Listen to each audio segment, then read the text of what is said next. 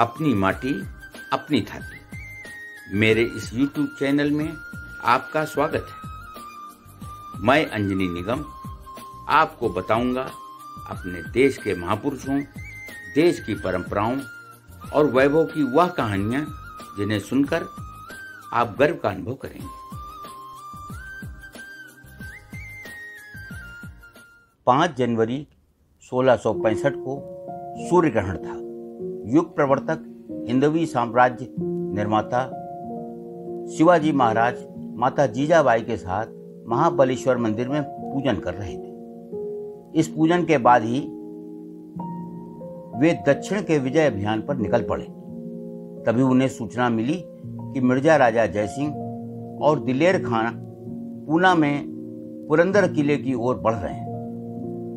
शिवाजी दक्षिण विजय अभियान को किसी भी कीमत पर स्थगित नहीं करना चाहते थे, किंतु पुरंदर किले की ओर बढ़ते मुगलों को रोकना भी जरूरी था। कुछ ही समय में मुगल सेना ने पुरंदर किले को घेर लिया। वह निकटवर्ती गांवों में लूटपाट कर आतंक फैलाने लगी। इससे शिवाजी ने मुगलों की चाकरी कर रहे मिर्जा राजा जयसिंह को एक लंबा पत्र लिखा, जो अब एक ऐतिहासिक विरासत है, किंतु जयसिंह पर इसका कोई प्रभाव नहीं पड़ा। इसके उलट पुरंदर किले पर हमले और भी तेज हो गए। पुरंदर किला 2 चोटियों पर बना था। मुख्य किला 2500 फुट ऊंची चोटी पर था, जबकि 2100 फुट वाली चोटी पर वज्रगढ़ बना था। जब कई दिनों के बाद भी मुगलों को किला हथियाने में सफलता नहीं मिली, तो उन्होंने वज्रगढ़ की ओर से तोपें चढ़ानी शुरू कर दी।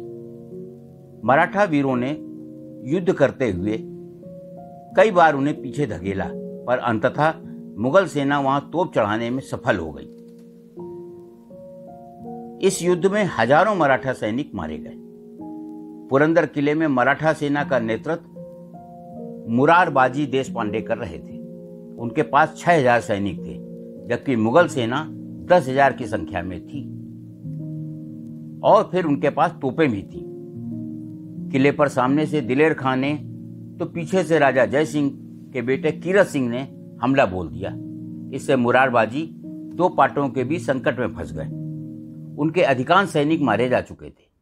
शिवाजी ने समाचार पाते ही नेताजी पालकर को किले में गोला बारूद पहुंचाने को कहा। उन्होंने पिछले भाग में हल्ला बोलकर इस काम में सफलता तो पाई, पर वे स्वयं किले में नहीं पहुंच सके। इससे किले पर दबाव तो कुछ कम हुआ, पर किला अब भी पूरी तरह असुरक्षित था। किले के मराठा सैनिकों को अब आशा की कोई किरण नजर नहीं आ रही थी। मुरारबाजी को भी कुछ सूझ नहीं रहा था। अंततः उन्होंने आत्माहुति का मार्ग अपनाते हुए निर्णायक युद्ध लड़ने का निर्णय लिया। निर्णय के अनुसार किले का मुख्य द्वार खोल दिया गया। उस समय करीब 700 सैनिक बचे थे। सभी सैनिकों ने हाथों में तलवारें ली और मुख्य द्वार खोलकर निकल पड़े। इस बलिदानी दल का नेतृत्व स्वयं मुरारबाजी कर रहे थे। उनके पीछे 200 घुड़सवार सैनिक भी थे। भयानक मारकाट हो गई। मुरारबाजी मुगलों को काटते हुए सेना के बीच तक पहुंच गए। उनकी आंखें तो दिलेर खान को तलाश रही थी।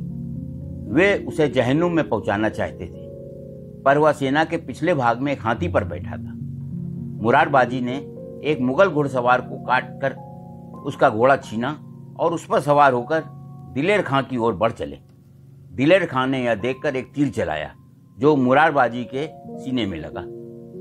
इसके बाद भी उन्होंने आगे बढ़कर दिलेर खान की ओर अपना भाला फेंक दिया। तब तक एक और तीर उनकी गर्दन को बींध दिया। वे घोड़े से निर्जीव होकर गिर पड़े। यह ऐतिहासिक युद्ध 22 मई 1665 को हुआ था। मुरारबाजी ने जीवित रहते मुगलों को किले में घुसने नहीं दिया। ऐसे वीरों के बल पर ही छत्रपति शिवाजी क्रूर मुगल शासन की जड़ें हिलाकर हिंदू पातशाही की स्थापना कर सके।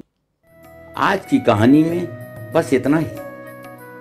हम जल्द हाजिर होंगे एक नई गौरवशाली गाथा के साथ। जुड़े रहिए हमारे चैनल अपनी माटी अपनी थाती के साथ। और हाँ, यदि आपने हमारे चैनल को अभी तक सब्सक्राइब नहीं किया है तो जरूर कर दें, ताकि आपको मिलती रहे नित नई जानकारी।